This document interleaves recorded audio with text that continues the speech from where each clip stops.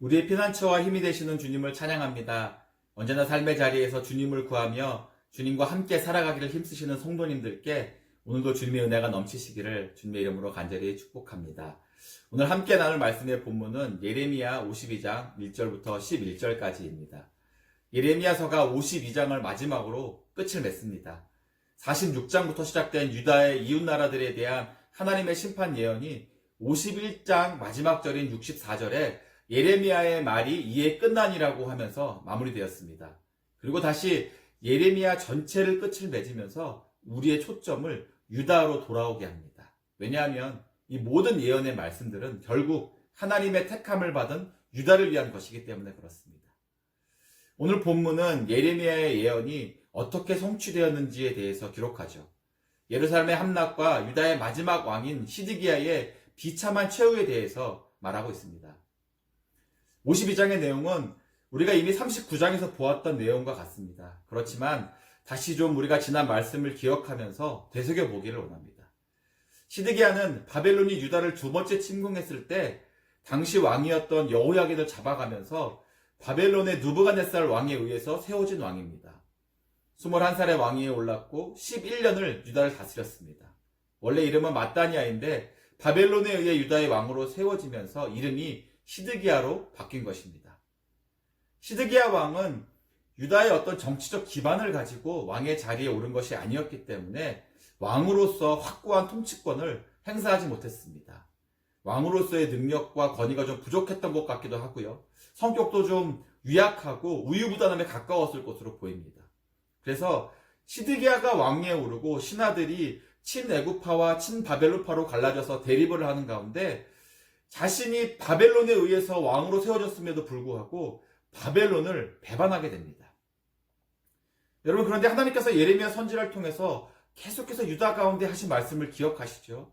바벨론에 대항하지 말라는 것이었습니다. 바벨론의 반기를 들었다는 것은 단순히 바벨론의 어떤 정치적으로 대항했다라는 의미를 넘어서 근본적으로는 하나님의 말씀을 거역한 것이고 하나님께 대한 반역과도 같은 것입니다.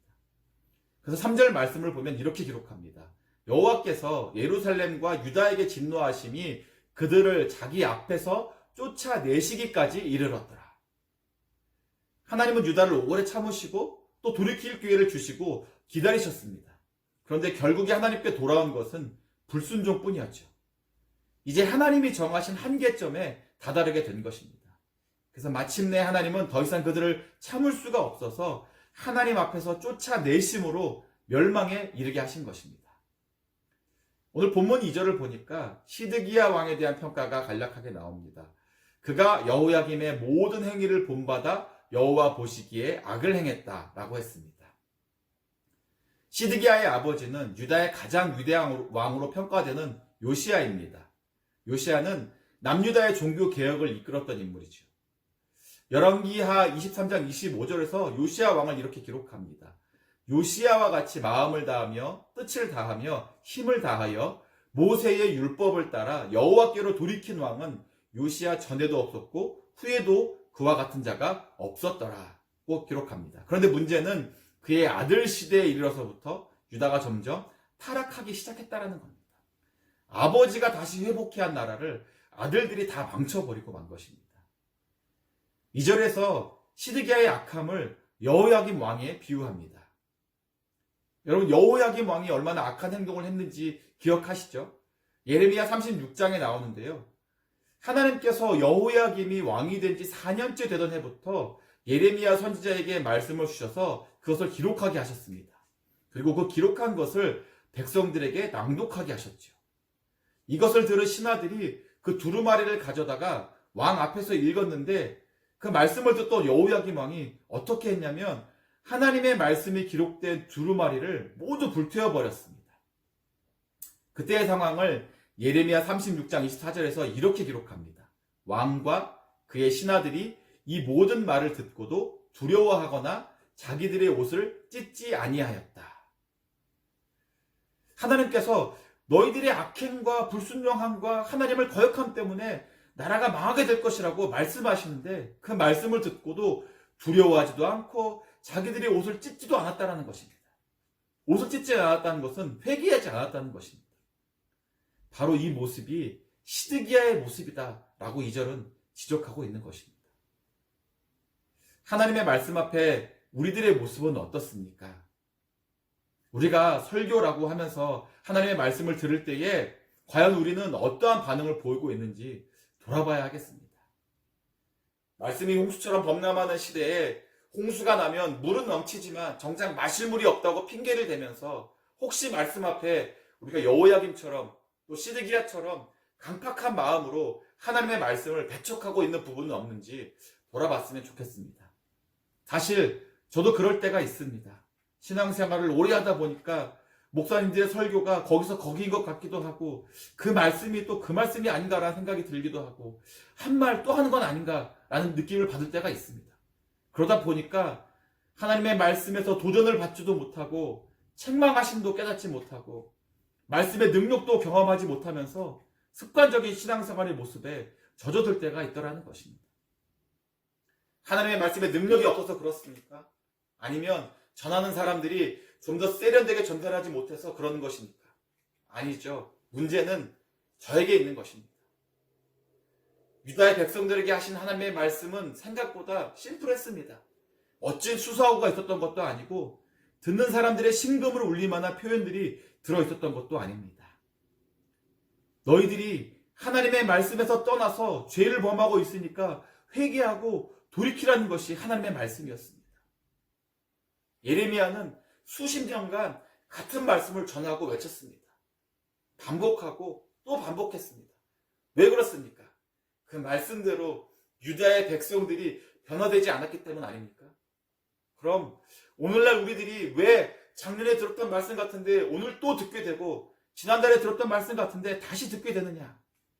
우리가 그 말씀대로 변화되지 못하고 바뀌지 않았기 때문에 그런 건 아니겠습니까? 그런데 우리가 이런 상황에 놓일 때가 되면 어떤 생각을 하게 되느냐? 아, 저거 내가 아는 말씀인데, 아, 어디서 들었던 말씀인데 라는 생각이 먼저 떠오르지 않습니까?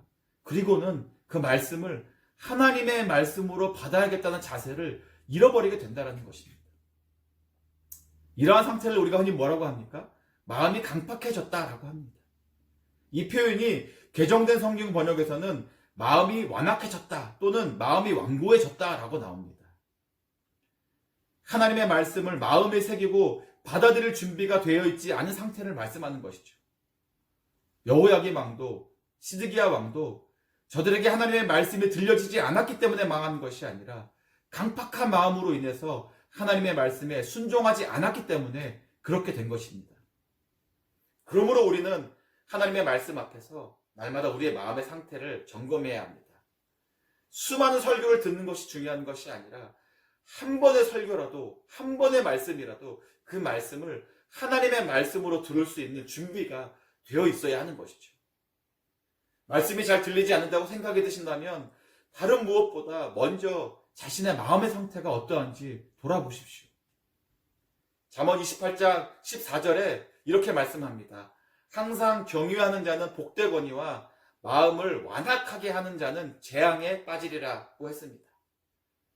마음이 완악하고 완고했던 시드기야는 오늘 본문에서 알려주는 것처럼 비참한 인생의 말로를 맞이했습니다. 바벨론 군대에 18개월이라는 긴 시간 포위되어 있으면서 자기 목숨 한번 건져보겠노라고 백성들을 내팽개치고 신하들과 함께 도망까지 가는 추한 인생의 마지막 모습을 보여주었던 시드기야의 삶을 통해 우리가 반드시 반면교사를 삼아야 할 것들을 꼭 기억했으면 좋겠습니다. 우리에게 들려주시는 하나님의 말씀이 진정으로 우리를 든든히 서게 하고 우리를 진리 가운데 행하게 하시는 능력의 말씀이 되기를 소망합니다. 그 말씀 앞에서 늘 겸손히 순종하겠노라는 자세로 경청하고 늘 말씀을 마음에 새기심으로 말씀의 은혜를 풍성히 누리며 살아가시는 우리 모두가 되시기를 주님의 이름으로 축복합니다.